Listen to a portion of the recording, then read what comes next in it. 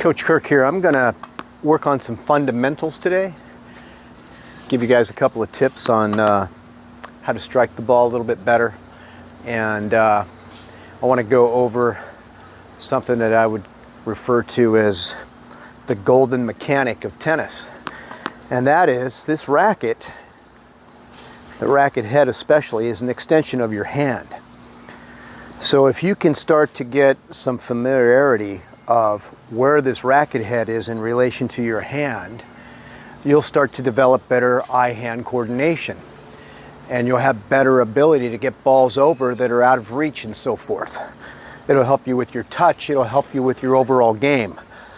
And to start with, it's going to be very beneficial to keep the racket head above your wrist. You don't want to let the racket tumble if possible. You want to keep it propped up. So just a slight squeeze of the grip supports the racket. I don't need a death grip on it.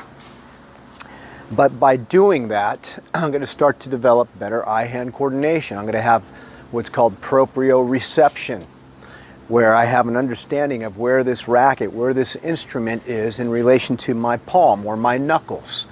Knuckles for the backhand, palm for the forehand. Let's tap a few and work on some fundamentals. I'm warming up on the wall. I'm going to use my left hand to help cradle the racket. I'm just hitting lightly here. Trying to be on my front foot if possible.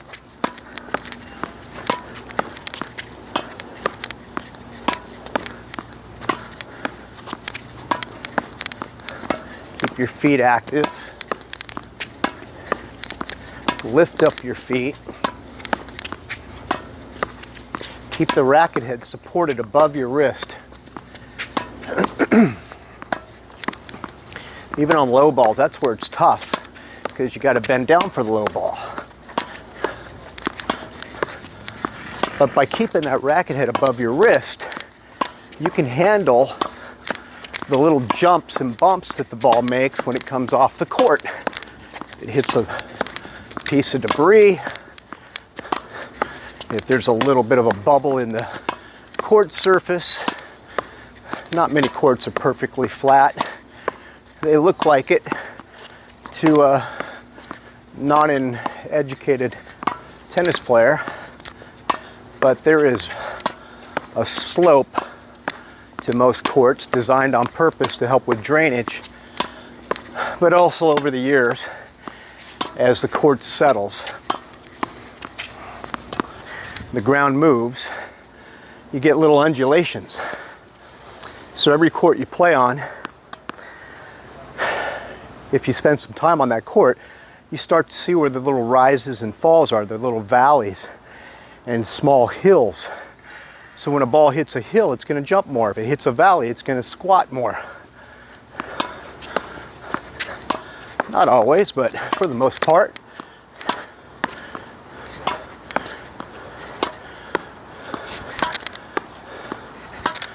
That's too close to my body. Especially on the backhand, keeping the racket head above the wrist. I got to watch out for that puddle. Just this little exercise alone is really good for a lot of things. You want to bring the racket head through and finish the swing. You want to get on that front foot if you can. Low ball there. Reached for.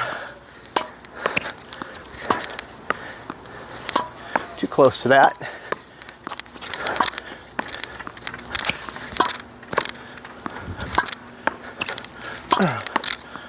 All right.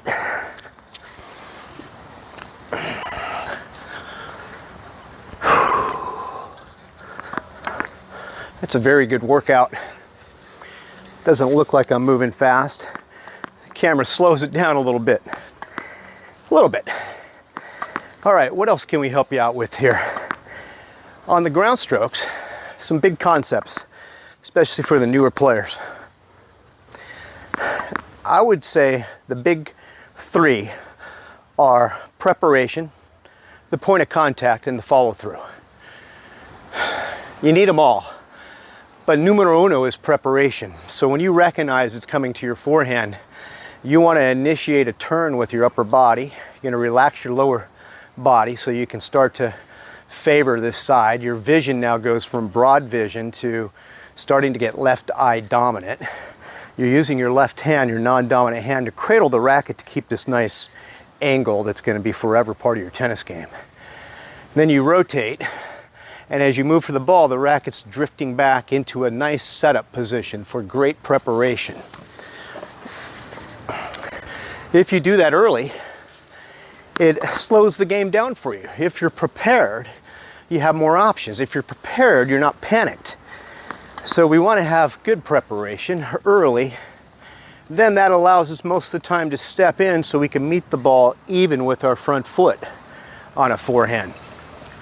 Striking the ball even with your front foot, and depending on the style of game that you play and how you've been instructed, there's different grips that affect different ball heights. I'm teaching a little bit of an old school thing that has become in fashion again, to know how to do it, because it allows you to have a lot of touch. A lot of the modern day players are striking the ball at shoulder height, holding a semi-Western and in some cases a full Western grip. It's kind of tough on the arm for older players. It's tough on the arm for amateur players that are playing once a week, and then they come out and they try to do this aggressive swing, and then they're out of tennis in 6 months because they've got a tennis elbow problem or a shoulder inflammation. So I teach a mechanic, a standard of tennis from yesteryear that allows you to play forever. If you have good preparation, now you can step in and strike the ball at waist height, even with your front foot, keeping the racket head supported, balancing a penny on the edge of the racket as you swing through to keep the racket on a beautiful path. And then we want to have a beautiful follow through, making the shoulder touch the chin, looking past the shoulder at the shot. Preparation, contact point, past the shoulder on the look. That ensures some balance when we're done. Then we recover, get ready for the next ball. So in slow-mo, prep, strike, follow through, get ready to move for the next ball. Prep, strike, follow through, get ready to move for the next ball.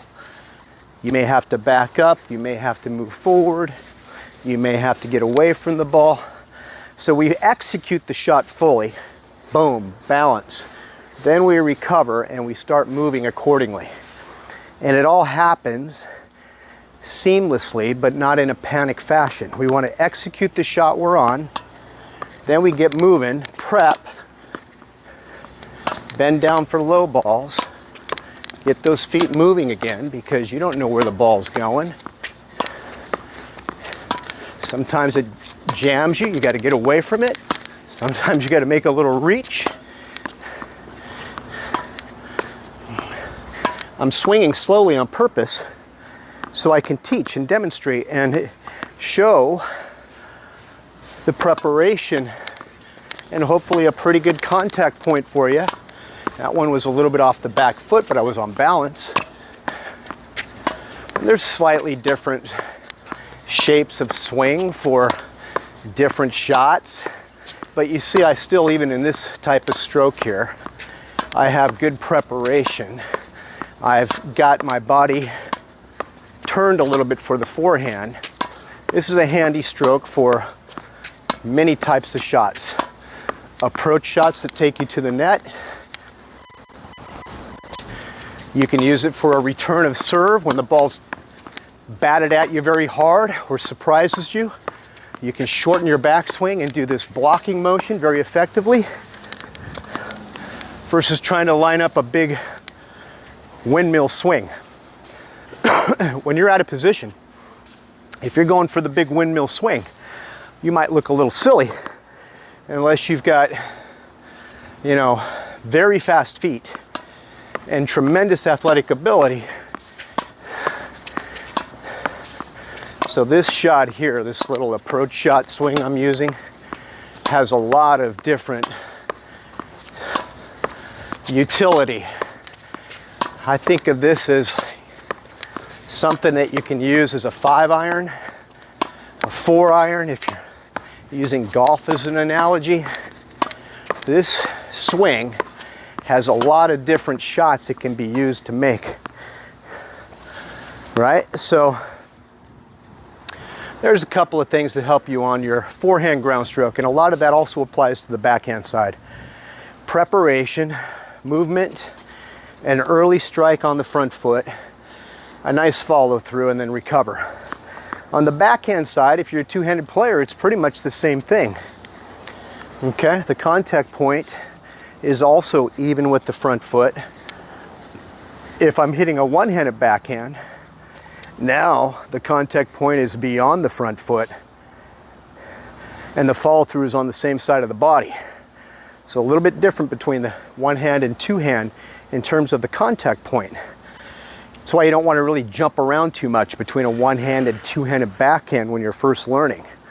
I think it's wise for most people to do two-handed, and then if you later want to go one-handed, you can, for one of the main reasons being that both hands kind of create an ambidextrous ability, right? If I'm hitting one-handed backhands and I'm trying to learn those, that hitting arm is going to become very dominant. So the non-dominant arm is not as coordinated. So it's easier to go from coordination to being specific in coordination to one side, if that makes sense. Okay, last couple here, then I've got to help aspiring lady player